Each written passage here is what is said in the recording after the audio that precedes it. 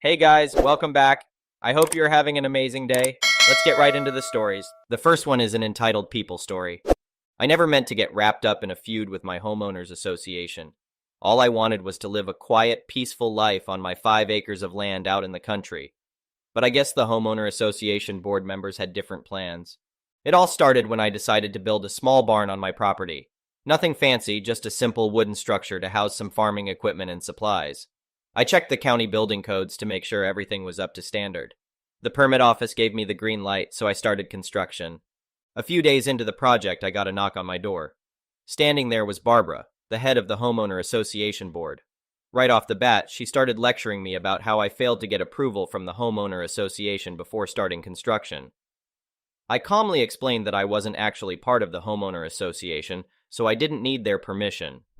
Well, that set Barbara off. She insisted my property was under homeowner association jurisdiction and I had violated their rules. I showed her my deed and survey map to prove my land wasn't part of the homeowner association. Barbara huffed and accused me of being difficult. She stormed off saying I better tear down the barn or face consequences. I thought that would be the end of it. But boy, was I wrong. The very next day, a police cruiser pulled up to my property.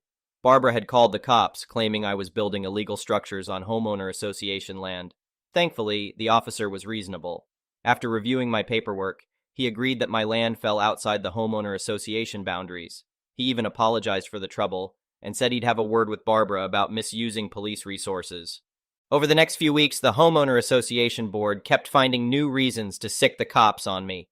They said my dogs were a noise nuisance, that I was illegally dumping garbage when I was just cleaning up branches in my yard. Every time, the officers would arrive, realize it was another nonsense call, and leave again shaking their heads. The petty complaints continued even after I finished my barn. The homeowner association said I couldn't park my truck in my own driveway because it was an eyesore. They tried to make me take down my new deer fence because it was ugly. No matter how many times I proved the homeowner association had zero authority over my property, they just wouldn't back off. The final straw came when I decided to install a flagpole and fly an American flag on my land. I thought a little patriotic spirit would bring some good vibes. Yeah, that didn't sit well with the homeowner association. Barbara came pounding on my door, ranting about how my flag violated homeowner association rules about lawn decorations. I refused to take it down. Next thing I knew, a police car was once again pulling up for another frivolous call. The officer said he was responding to a complaint about an unauthorized flagpole and unsafe flag display. I was fuming at this point. I told the cop, "Officer, I've had it with these petty calls. I own this land free and clear. I never consented to joining this homeowner association. Tell them to quit wasting your department's time and resources." The officer was sympathetic and said he'd talk to the homeowner association board again. He also suggested I look into legal options to stop the harassment. I'd had enough of the homeowner association's nonsense. It was time to send a message that I wouldn't tolerate these antics anymore. I got in touch with a lawyer who helped me draft a cease and desist order for the homeowner association. The letter outlined all the ways they were overstepping their bounds. It emphasized that I was not an homeowner association member and they had no jurisdiction over my property. The order made it clear that further harassment would result in legal action. I sent the notice by certified mail so I'd have proof it was received. For a few weeks, there was quiet. I hoped the homeowner association had finally got the message and would leave me be. But these kinds of people don't give up so easily. Sure enough, I caught wind that the homeowner association was reviewing their bylaws to find a loophole they could exploit. They were convinced there must be some technicality allowing them authority over my land. That's when I realized I had to go on the offensive if I wanted this nightmare to end. I contacted the county permitting office to lodge an official complaint against the homeowner association for harassment and abuse of power. I included documentation of all the bogus police calls and harassment I'd endured. The county launched an investigation and discovered the homeowner association was violating all kinds of ordinances. They were operating without proper permitting and oversight. They'd unlawfully annexed land beyond their boundaries, including portions of my property. The county hit the homeowner association board with sanctions, fines, and probation. Barbara was forced to resign as president. To top it all off, I sued the homeowner association for harassment and legal fees. My lawyer was confident we had an airtight case. Once the homeowner association got our lawsuit notice, they scrambled to settle out of court. They tried to offer me a measly $5,000, but I negotiated a $50,000 settlement to make up for the months of headaches. Justice was served. The homeowner association is now under strict county oversight. Barbara and her power-hungry cronies are gone. My property value has actually gone up now that it's clearly outside homeowner association bounds. The police commended me for standing my ground against the homeowner association's ridiculous complaints. I'm glad I dug in my heels against the homeowner association.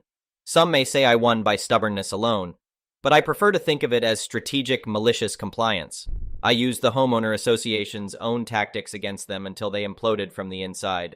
It just goes to show you don't have to take crap from obnoxious homeowner associations. With some perseverance and lawful pushback, the little guy can win. The next one is a pro-revenge story. When I, 25F, was 3, my grandparents passed away. They set up a savings account in my name. The account was meant to be accessed by me when I was 21. At that point, it contained just over $300K. My grandparents left me a letter saying they would like me to share the money fairly with any other Smith-Jones children, meaning my full siblings. Dad's a Smith, Mom's a Jones. By fairly, they meant that they wanted me to assess the situation and judge for myself what was fair. I never had full siblings, but I have 2 half-brothers, Mac and Joe Smith, who are Dad and Stepmom's kids.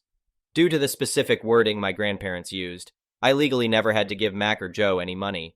However, I see Mac and Joe as my brothers, and as the money came from our grandparents, I felt that the fairest thing would be to assign each of us $100K, so we all got an equal-sized lump sum.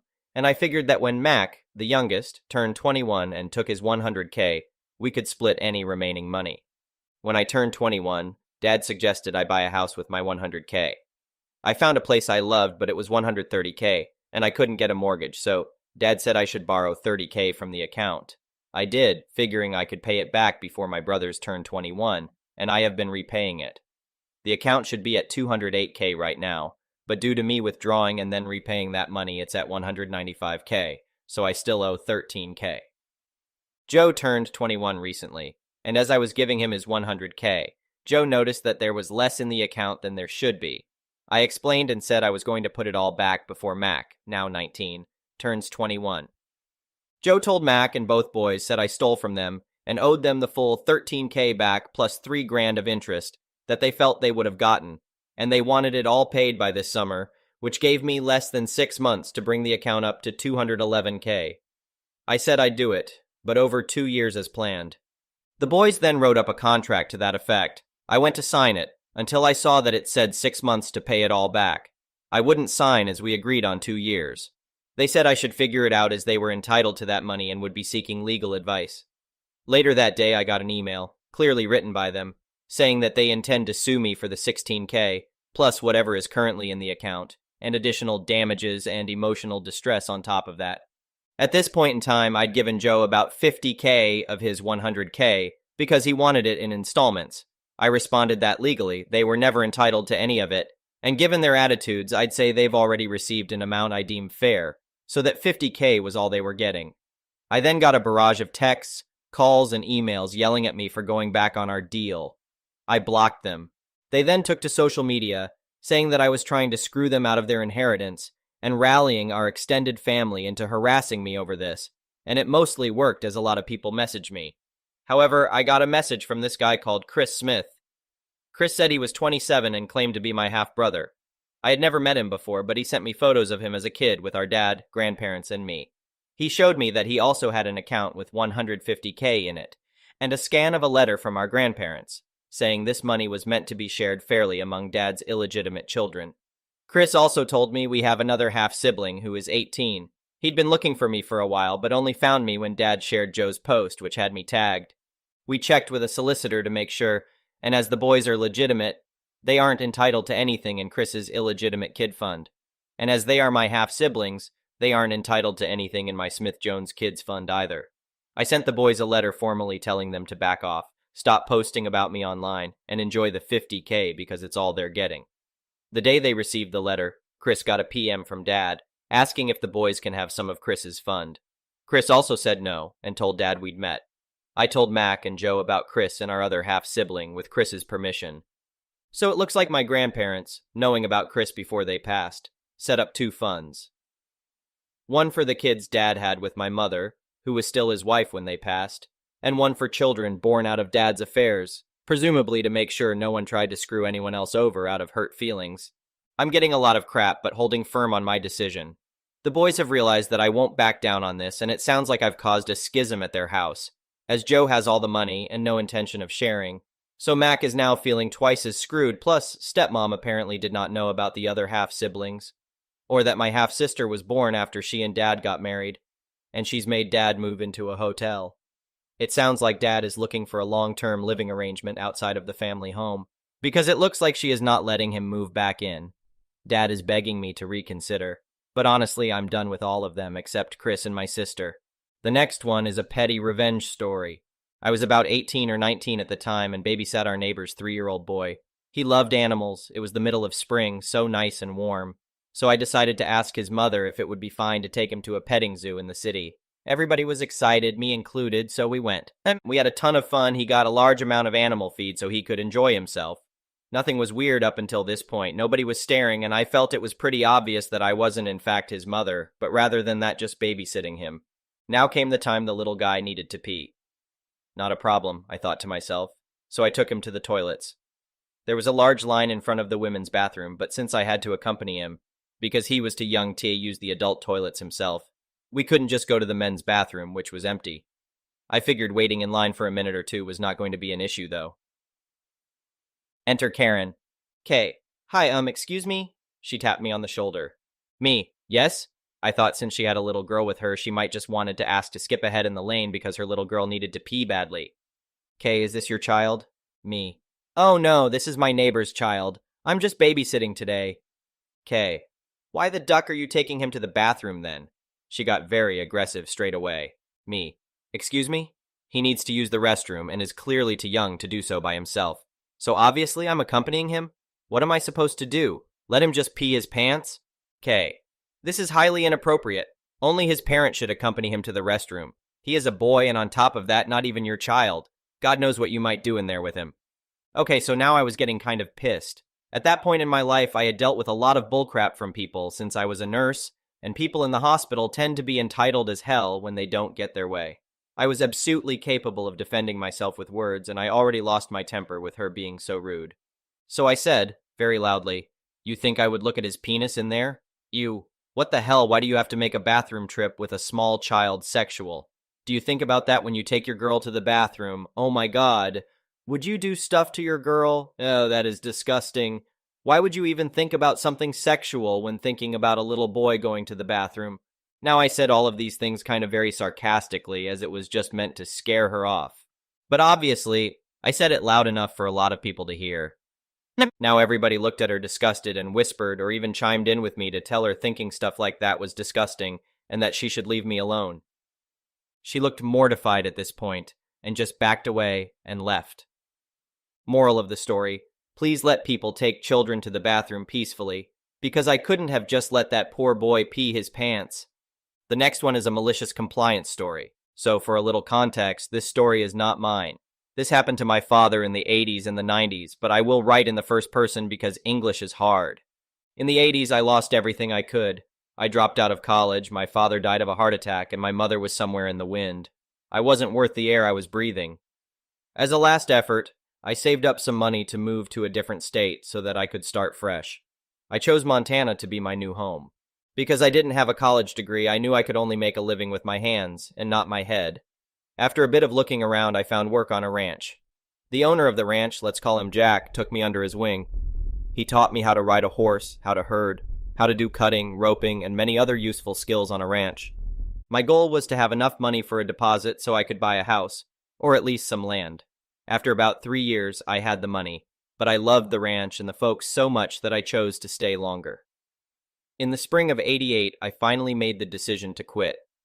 I was fully honest with Jack about what my intentions were. I told him that I wanted to buy some land to have a ranch of my own and potentially get married and start a family. Being the absolute champ, Jack offered me some contacts of people who were selling land. After some time, I chose a piece of land near Jack's ranch. I got a loan, bought the land, and in the summer I started building my house. By winter, the house was done, and it was planned that in the spring I'll build a barn and some fences, corrals, among others. In the spring, it was back to work, and before summer started, I had nothing to do. I had a lot of time on my hands while I was waiting for all the paperwork to be done. and I wasn't going to spend 2 weeks sitting on my porch doing nothing when Jack promised me that if I would ever need it, he would give me a job. Now, I didn't need a job because of money, but I just didn't have anything to do. So I went to my good old friend Jack if he needed some help. He said that he could use me to guide people on the tours he was offering. His ranch is not only in the cattle business, he also offers tours of the pristine nature on his property. I happily accepted the job despite me not liking people. But still, it was better than just sitting on my front porch and doing nothing. The first few days went without a problem. But then, a wild Karen appeared to brighten up the day.